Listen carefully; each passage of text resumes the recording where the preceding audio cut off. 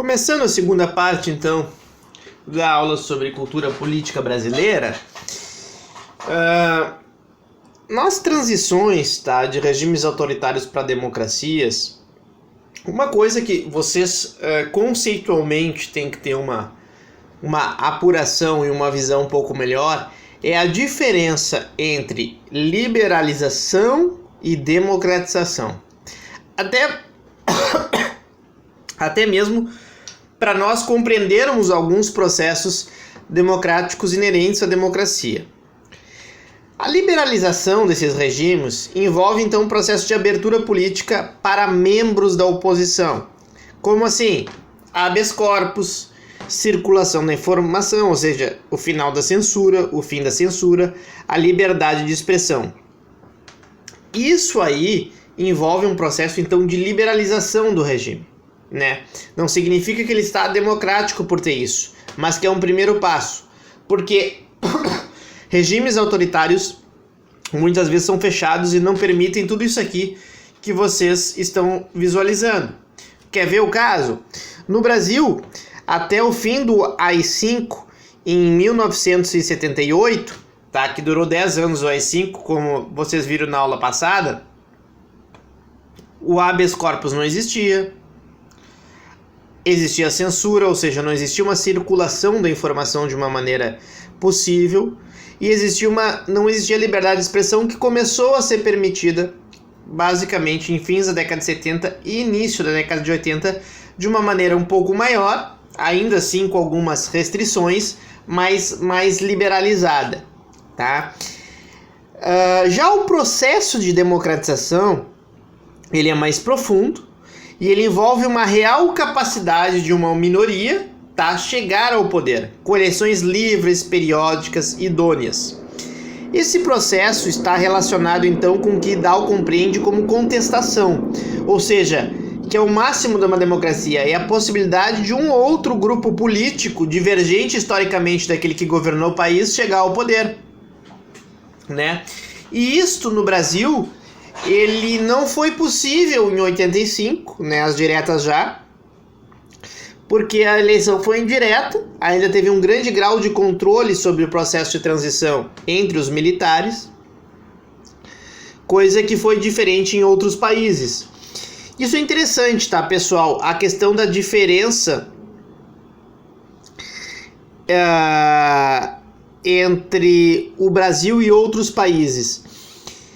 A Argentina se envolveu numa guerra com a Inglaterra pelas Ilhas Malvinas, né, ou Falkland, tá, aqui, e então perdeu essa guerra, e aí o regime saiu, que a gente chama por colapso, o regime militar argentino, né? Já outros processos, como o brasileiro, já foram lentos, graduais, né, demoraram um tempão, já foram diferentes, como o caso argentino. Professor, qual é o melhor para a democracia depois?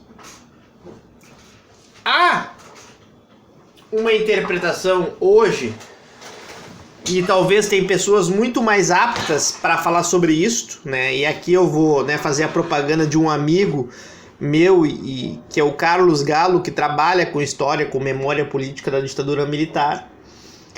E talvez o Brasil seja pior no sentido de que, como não houve um colapso do regime autoritário, eles controlaram boa parte da agenda que viria a ser a agenda da década de 80 e também depois algumas políticas. Por exemplo, o Estado até indenizou algumas vítimas da ditadura militar, o Estado brasileiro, existe isso, mas não se chegou-se a uma punição. Quer dizer, o torturador mais claro, óbvio, morreu sem ter sido punido, o Carlos Brilhante Ustra, que foi homenageado pelo atual presidente da República, né? Então,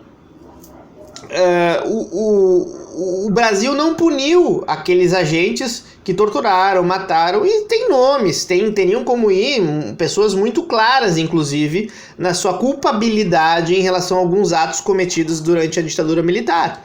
Mas o Estado brasileiro não puniu, porque a lei da anistia de 1979, que eu falei no aula anterior, diria que Bom, para libertar alguns presos políticos, a contrapartida é nunca poder julgar aqueles, né, que eram membros e atores da ditadura que atuavam em mortes e torturas, etc. É uma lei muito debatida isto, a respeito da tese de doutorado do professor Carlos Galo, né, comparando com a Argentina, por exemplo, que a Argentina houve sim punição de alguns membros do regime militar argentino. E o problema é que o que isso impacta na nossa cultura política brasileira, né? Isso é uma coisa interessante para a gente perceber o pós-ditadura militar, a memória, como diria o meu amigo Carlos. Então, da noção anterior da diferença entre liberalização e democratização, surge a nossa ideia de consolidação democrática, tá?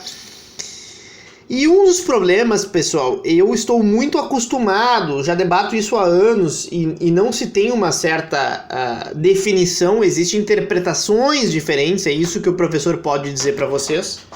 Com todo respeito, né, a alguns colegas meus, enfim, que também falam sobre isto. Só deixa eu ver aqui, deu um probleminha técnico. Qual é esse problema, pessoal? É que quando a gente vai falar sobre consolidação democrática, tu vai resvalar, ou seja, tu vai acabar chegando à democratização econômica, social, cultural. E aqui tem um problema. Se a democracia liberal representativa pressupõe que deveria, mais tarde, com o passar do tempo, democratizar no plano econômico, nós vamos ver que isso não ocorre em vários países, não só no Brasil. O Brasil até teve momentos em que no plano econômico que a igualdade chegou-se a diminuir, mas depois subiu, ou seja, com a pandemia também os indicadores ainda estão sendo trabalhados, mas mesmo com o auxílio emergencial parece que a desigualdade subiu de novo, e o Brasil continua estando aí sempre entre os 15 países mais desiguais do mundo sempre, né? Isso contando com cerca de 150 países aí que têm dados, né, desses 150 países, ou seja, é muito desigual, tá? Está sempre entre os 10% mais desiguais do mundo. E aí, é democracia ou não é, né? Algumas interpretações, inclusive marxistas, vão dizer não, isso não é democracia, né? Isso é uma falsa ideia de democracia, as elites econômicas ainda controlam, etc, etc, etc. Tá? Mas o fato é que, na verdade, quando a gente pega alguns aspectos formais democráticos, incluindo aqueles que a gente não tinha na ditadura militar, o Brasil evoluiu. Não dá para se dizer que não. Quem diz que não é porque talvez feche os olhos para o que aconteceu na ditadura, que era realmente muito mais duro em termos de perseguição autoritária, né? E aí eu deixo a pergunta para vocês. No caso brasileiro, não podemos dizer que a nossa democracia já está consolidada? A que etapa? Qual ano? 90, 95, 2000, 2010? Agora? Não é? Regrediu? O que vocês acham sobre isto, né? Deem uma refletida sobre isto. Vão pensando sobre isto.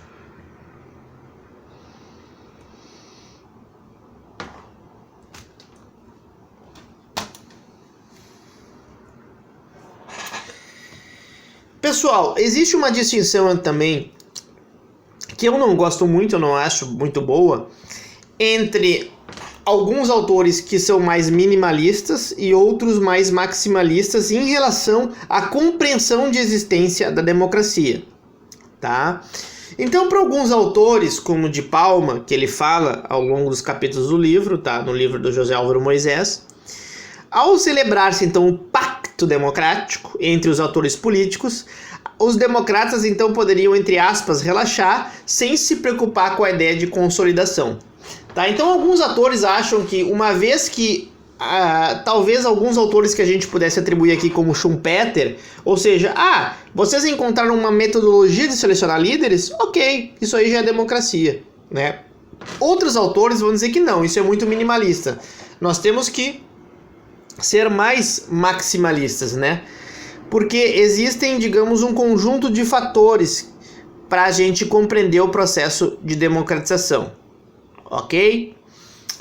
Então esses autores vão colocar condições maiores para que realmente se possa falar em democracia. Então a gente fala, ou pelo menos falaria nas palavras do José Álvaro Moisés, autores mais maximalistas, ou seja, que utilizam mais procedimentos maximizados, mais procedimentos para compreender democracia.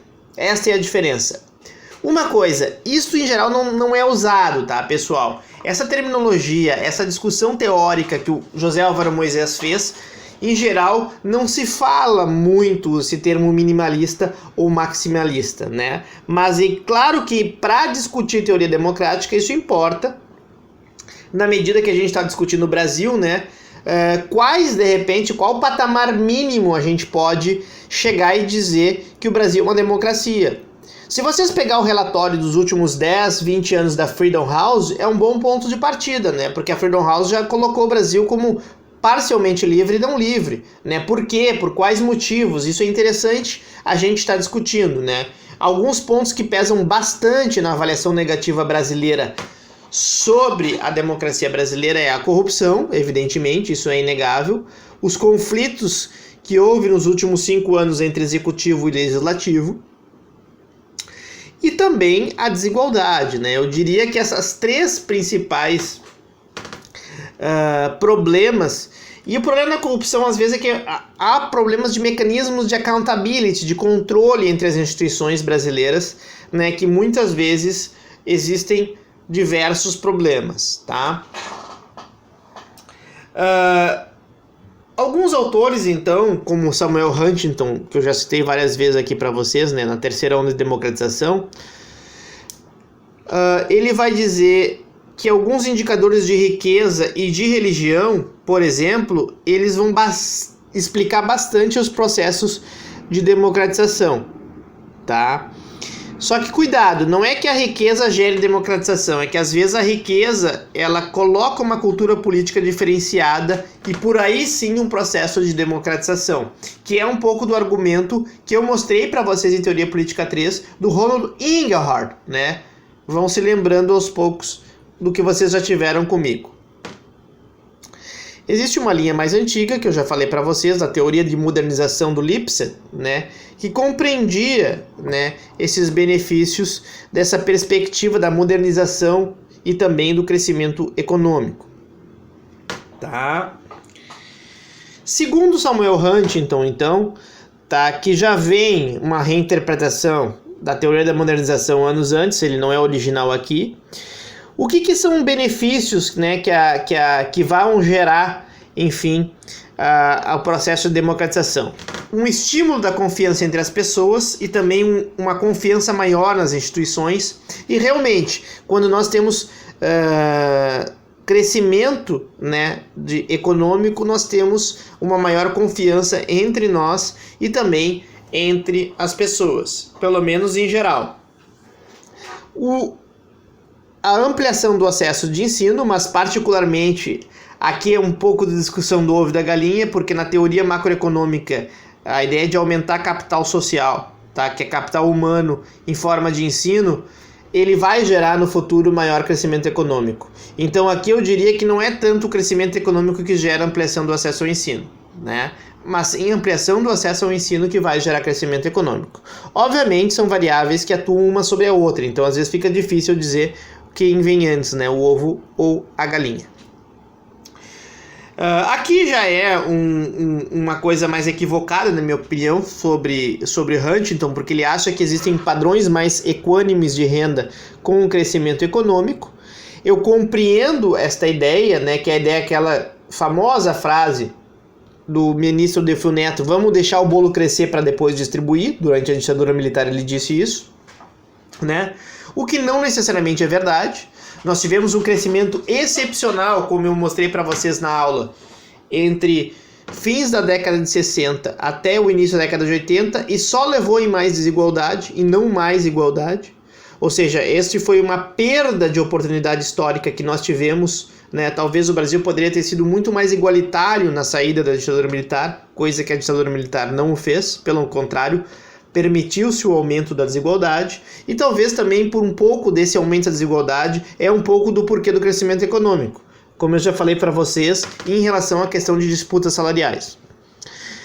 O quarto é um estímulo à abertura comercial, né, que com o crescimento econômico tu faz mais transações entre os países.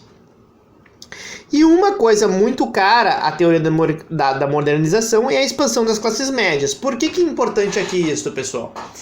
Porque com as classes médias, elas são tidas importantes para a democracia porque elas são vistas como não radicais, ou seja, elas não são pobres a ponto de dirigir um Estado populista no sentido de muito redistributivista, tá, dentro da teoria política, mas também não são ricas a ponto de ser, digamos, muito distantes daquelas camadas mais pobres.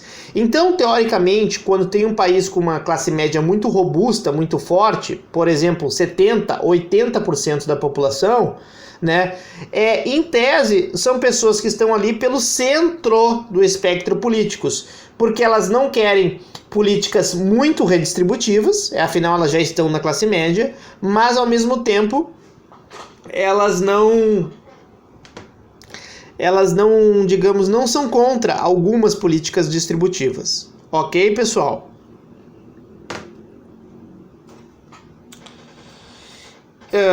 Então existe uma interpretação também que seria bastante interessante, né? Só para finalizar aqui esse aspecto huntingtoniano. Huntington, se vocês não sabem, procurem no Google, ele é tido como um autor conservador, né? Ele escreveu Choque de Civilizações, ele é mais conhecido às vezes por esse livro, né? Do que pela ideia de democracia. E bem polêmico, tá? Ele vai dizer, junto com outros autores também, um livro um pouquinho mais antigos, que quando há uma aceleração dos efeitos da modernização, ou seja, quando há muita modernização econômica e social, mudança de cultura, de valores muito rápida, inclusive, muito acelerada, é isso que ele quer dizer, o sistema político não dá conta das expectativas das pessoas. O que talvez a gente possa pensar em 2013, o que aconteceu no Brasil, as jornadas de junho, quer dizer, uma juventude mais participativa da política, mais desencantada, isso não só no Brasil, como vários e vários outros países houve esses protestos, né? Quem documenta isto, né, bastante é um sociólogo também, o Castells, né? Ele tem uns livros que falam sobre isso, eu já dei inclusive um pouco dos livros que ele fala sobre o episódio da Primavera Árabe, o do Wall Street, né? Nós somos 99%, o caso espanhol também, que houve bastante protesto, tá? Isso ao longo das últimas décadas. Isso gera crises políticas, porque o sistema político não consegue, o sistema político, vai dizer o Huntington, ele é mais lento, né? O problema é que em algumas democracias, como não são tão consolidadas quanto outras, tá? Acaba gerando golpes militares, que é um pouco da interpretação sobre o caso latino-americano. Então, muitas vezes, um dos problemas é que quando as pessoas vão para a rua, no caso desses países latino-americanos, às vezes a resposta é golpe militar, né? E não tanto a mudança como se pensava, né? Eles talvez fazem um efeito contrário, né? O contrário de manter o status quo do sistema econômico, por exemplo. Ok, pessoal. Aqui eu fiz uma pergunta, né, do cenário brasileiro em relação à crise política que houve em relação a Dilma. Eu fazia naquele momento, como eu dava aula naquele momento, né? Eu passei por isso também, né? Mas também a gente pode pensar a partir de 2015, né? Esse seria o cenário brasileiro, né? Uma coisa interessante é que o Brasil botou mais militares no governo através de um político profissional. Isso é bem confuso, né, da história política brasileira recente, mas que os militares acabaram compondo o atual governo, né, de uma maneira democrática. Isso é que é mais interessante.